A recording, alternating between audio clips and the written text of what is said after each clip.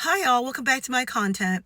So, as my title talks about, I'm just bringing everyone along on this journey with me as I deal with trying to co parent with my daughter's father, who is a narcissistic, abusive police officer or cop. So, just an update. I don't know if this is part two or part one. I think it's part two. So I started my page talking about what was happening. So there's a long-winded series of that. If you have time, go check that out. But so we just came back from my daughter's spring break. Times are a little rough, so we just kind of went to Chicago. And not saying that Chicago is cheap, but just kind of knew how to get around a little bit better on a budget. And we had a great time. We were just there for a couple days or so. So anyways, we get back from the break and I have a letter from, I guess it's his attorney, what he has managed to do since the middle of last year, 2025, which is when he got back onto a new force. Just a brief reminder, he is a police officer who made national headlines back in 2024, I think, when he showed up on the scene where a police cruiser crashed into a gay bar. LGBTQ plus bar, but the title says gay bar in the article. And Tizzy ENT, the content creator, actually did a story about him as well too. And my daughter's father was the officer that showed up and just does what he normally does, becomes irate, and just becomes just a threat to the community.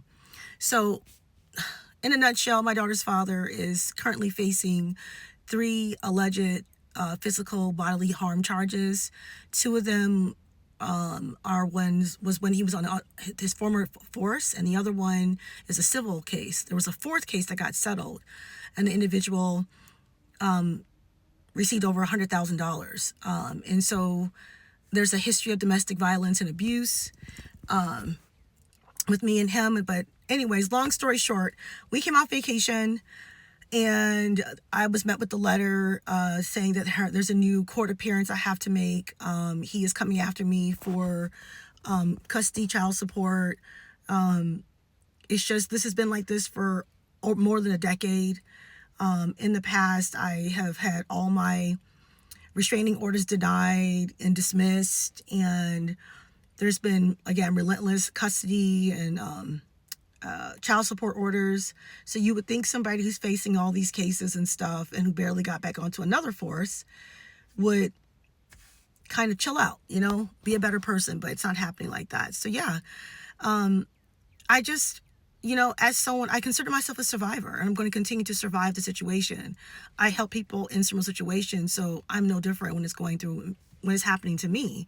So yeah, it's kind of tough because I feel like the court systems has failed me, and the police, I have been harassed and threatened by the police because of him in the past. I have had good experience with police officers as well too, but a lot of PTSD from dealing with the police and the court systems, and he knows this. So here we go. But I just want to show that you can survive this. Any of us can survive this. I know this won't go on forever despite it feeling like that, but this is what narcissistic and abusive people do.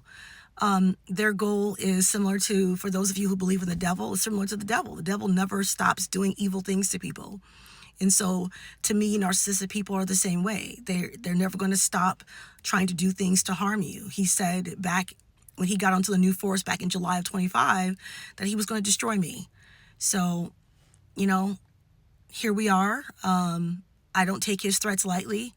I continue to try to upgrade my security system the best way that I can. But yeah, I just try to take a lot of this negativity and use it to actually fuel my life and make me appreciate my life all the more, especially without him in it. So, come with me and watch me survive this. So that's all for now. Bye.